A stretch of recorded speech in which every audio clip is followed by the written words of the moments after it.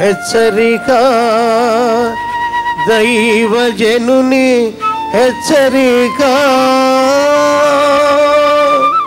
బైబిల్ని అప్పుడప్పుడు lottery book లాగా తెరిచి దేవా ఏం మాట్లాడతావో చెప్పు అని అడగటం కాదు.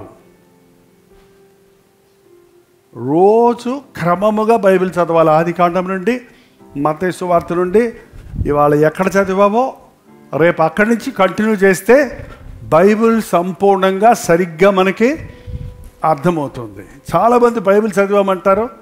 యేసుప్రభు బైబిల్ తెరిచాడు కాబట్టి ఇక్కడ తెరిచి ఇక్కడ ఒక ముక్క చదువుతారు, రేపొద్దున ఇంకోటి తీసి అక్కడ ఒక ముక్క చదువుతారు, ఇక్కడ ఒక ముక్క చదువుతారు.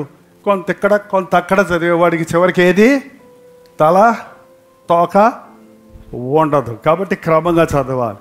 బట్ ఆయా సమయాలలో ఖచ్చితంగా దేవుడు బైబిల్ ద్వారా మనతో మాట్లాడతాడు. 1 గంట 2 గంటలు, 1 రోజు 2 రోజులు ఏదైనా ఒక ప్రత్యేకమైన విషయంలో ప్రభా నీ చిత్తం ఏంటి, నీ ఉద్దేశం ఏంటి, ఈ విషయంలో నేనేం చేయాలి అని ప్రభువుని అడిగి ఆయన చిత్తాన్ని తెలుసుకోవడానికి ప్రభువు ప్రేరేపిస్తే బైబిల్ తీసి చదువు.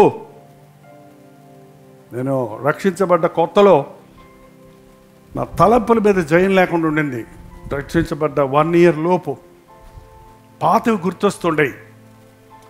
ప్రభు నేను రక్షించబడ్డాను, పాపం చేయటం లేదు, కానీ పాత ఆలోచనలు వస్తున్నాయి, నన్ను పరిశుద్ధపరచు, నా రక్షణ సంపూర్తి చేయని నేను ఒకరోజు తెల్లవారుజాము 3 గంటలు అనుకుంటాను బైబిల్ కాలేజీలో దేవుని మందిరంలో ప్రార్థన చేసుకుంటుండగా, ఎంతసేపు చేశాను నాకు ప్రార్థన గుర్తులేదు, నాకు స్వరం వినబడింది. యెషయా గ్రంథం రీడ్ ఐజాయా 33:6 అనే స్వరం వినబడింది నాకు. నా చేతిలో బైబిల్ ఉంది కానీ అక్కడ చీకటిగా ఉంది, తెల్లారలేదు. ఇంకా నేను గబగబ రూమ్లోకి వెళ్ళి తలుపు లైట్ వేసుకొని చదివితే అక్కడ ఏముందో చూడండి. నీ కాలముల యందు చదవండి,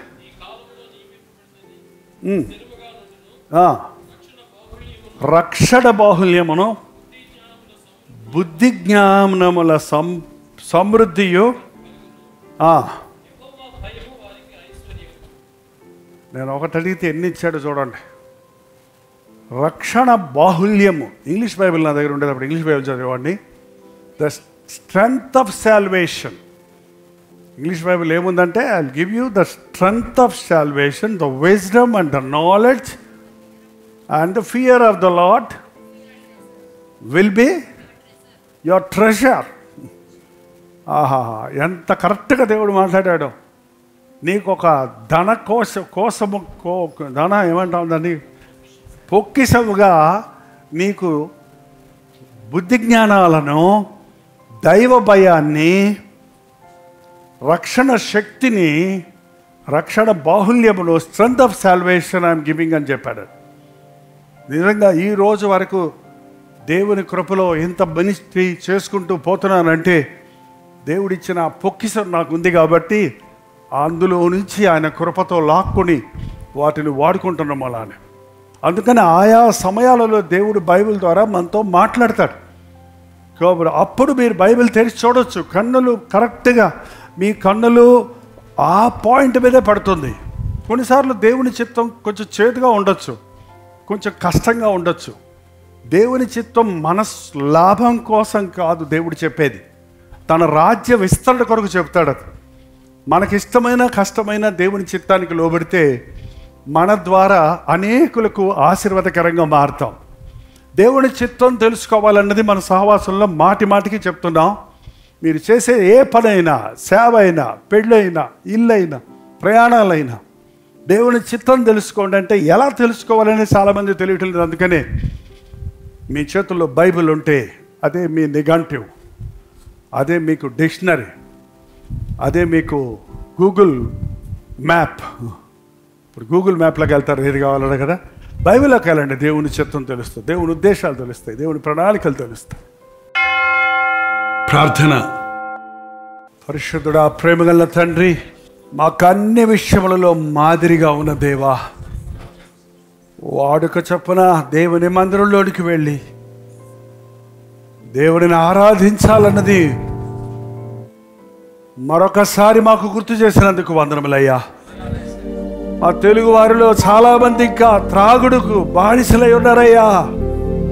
అయ్యా అయ్యా, అట్టి వారిని ప్రేమతో ప్రభు వైపు తిప్పగలిగిన భాగ్యమును కన్నీటితో నీ పాదాల దగ్గర మొరపెట్టి విజ్ఞాపన చేసి విడిపించగలిగిన కృపలను మాకు దయచేయము.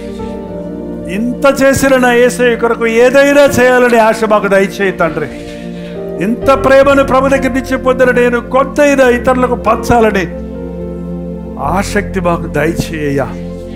ఎంత నిమిత్తమై మమ్మల్ని ఏడుకున్నావో కోరుకున్నావో ఆ తలంపులు మా పట్ల నెరవేరుటకు సహాయం చేయము.